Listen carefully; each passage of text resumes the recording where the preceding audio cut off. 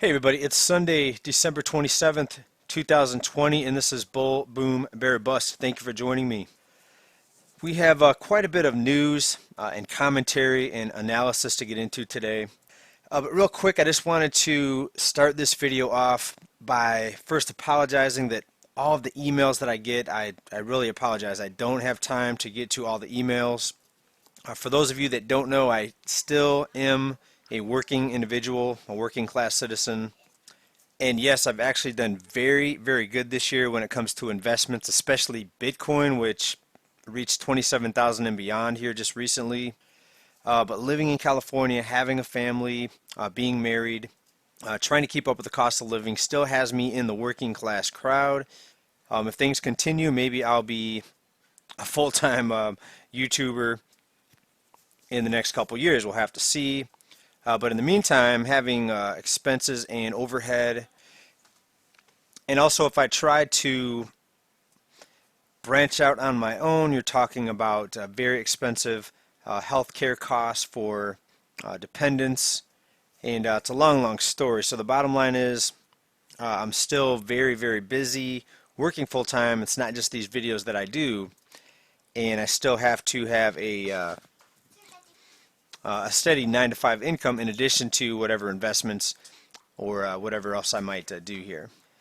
Okay, so the best way to reach to me, definitely not down in comments in these videos. I don't have time to get to all comments here or questions down in comments. If you're a Patreon, yes, I will definitely get to your question, absolutely. And I should have another video out over on Patreon by the end of next week. Just type in Jason Jaws Patreon and you will find me. Alright, so let's get into some more financial news and analysis. Now we know that the economy has been propped up for a very long time. We know that we are fed incorrect numbers to make everything look better than it really is. And we know that essentially the financial system was designed to further enrich the ones at the top and to have most of the rest of the population living paycheck to paycheck. And you know, if you watch this channel, that most of Americans are in debt, and most people do live paycheck to paycheck, unfortunately. And a lot of the things that you see on the news, especially on the corporate news, they tend to focus on quote-unquote solutions that are not really solutions. And we see the big debate about the stimulus checks not being sent out to Americans, about all the other pork that was included in this bill, in this so-called relief bill. And now it's delayed once again because there's a impasse here on the left versus the right with the package being refused to be signed. Alright, but most of us know here that a $600 check, a $2,000 check is not going to fix anything. It may help some people temporarily, but you're still going to see the big picture getting worse and worse and worse unless some big, big changes are made. Now, I personally think some big, big changes are going to be made. But I also feel that we're going to have to go through a lot of darkness before we get to any sort of light to wake people up. All right, but I think big things will be happening very, very soon, and I know more of you have been asking me about this.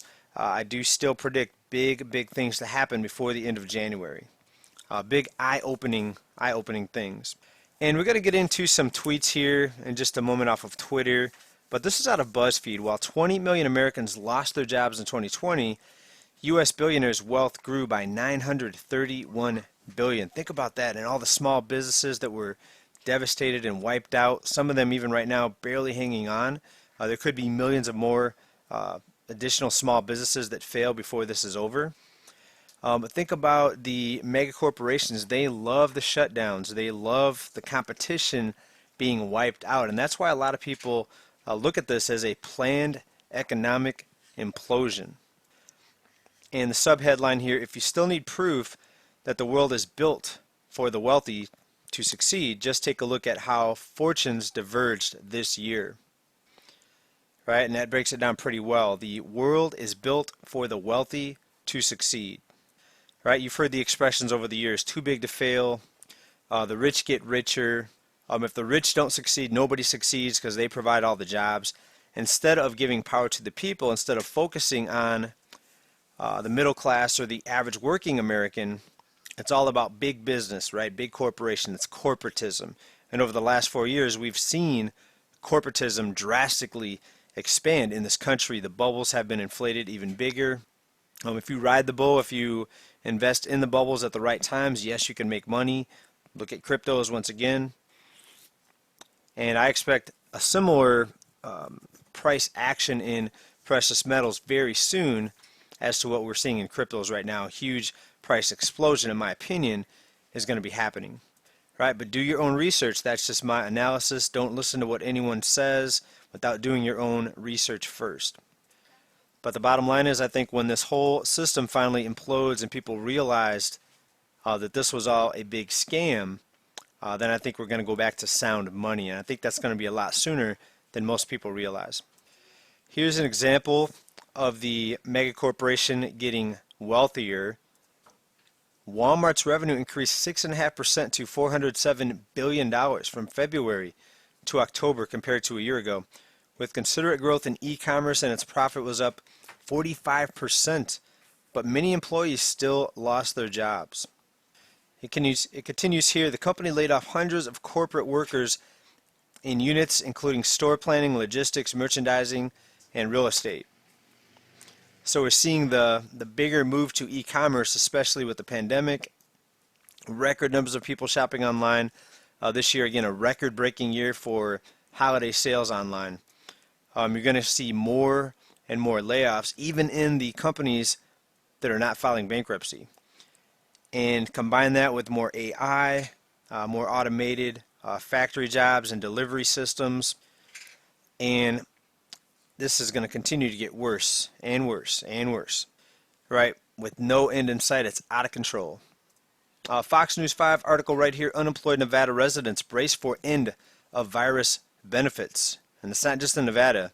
There's a lot of people about ready to lose their benefits. Now, the reason I singled out this article is because Nevada was especially hard hit with that type of service sector, the enormity of the service sector economy in places like Las Vegas. Reuters.com, U.S. jobless benefit cutoff pushes millions to the financial cliff edge. Again, is something big going to happen? Is there going to be a big rescue package? Besides just the temporary fix or a band-aid on a broken leg, are we going to see something even much bigger than anyone expected happen here? Or is it going to be just Armageddon financially for millions of people? Now, there's been a lot of talk, especially lately, about the size of an economic check or stimulus check that we may or may not get. But it's interesting the different opinions on this. We have former Treasury Secretary Larry Summers saying that large stimulus checks to Americans could risk overheating the economy. Right, so he says basically people already have too much money because no one is spending. A lot of people are pulling back on their spending. And he says the $2,000 checks would be a serious mistake. Let's take a listen here. So I'm not even sure that I'm so enthusiastic about the $600 checks. And I think taking them to $2,000 would actually be a pretty serious mistake that would risk a temporary overheat. I would like to see more assistance to state and local governments. I would like to see more money put into testing, more money put into accelerating vaccines. So he says more money to state and local governments and to other areas, but $2,000 checks to the people, that would be a mistake. So leave it to someone, former Treasury Secretary, leave it to someone like him to come up with that analysis. So it's a mistake to give money to the people because you'll overheat the economy. But if you give more to governments and states, everything will be just fine because governments and states, they know what's best. They'll fix everything, right? Another recent tweet here about a possibility of a $600 stimulus check, and it shows a picture of a man with a very, very small bucket attempting to pour it on what looks to be a huge house fire. And I thought I would just give a description for those that are listening and not actually watching the video.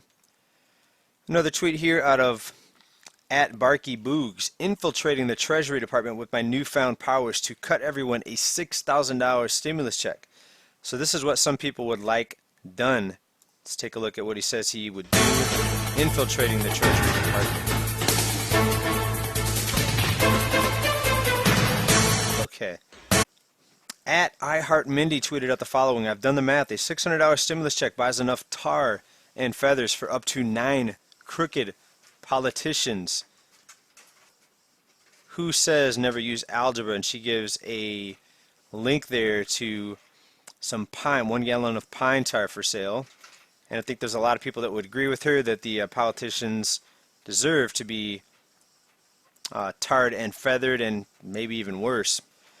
Okay, let's talk about this. The time is getting short. Big things are going to happen, maybe bad, maybe good. You let me know. I'd like to hear from you down in comments. Are we going to see another rescue package? Will it be something small to keep Americans barely scraping by? Will it be something huge? Are we going to see some sort of major financial system transformation with a big announcement possibly coming up here in the next few days? Or is there going to be a major implosion where checks don't get sent out, millions of people lose their benefits, which will then have a snowball effect because less people spending money with less people getting unemployment checks is going to increase the speed of the snowball rolling down the hill, because less people getting checks means less people spending, and that's even more jobs that are going to be lost, because when people stop spending because the checks stop being sent out, bigger job losses, and the snowball is going to start growing even bigger and rolling faster. I'd like to hear from everybody. Thank you so much for being here. Stay well, stay safe, stay prepared. Bye for now. Until next time, peace.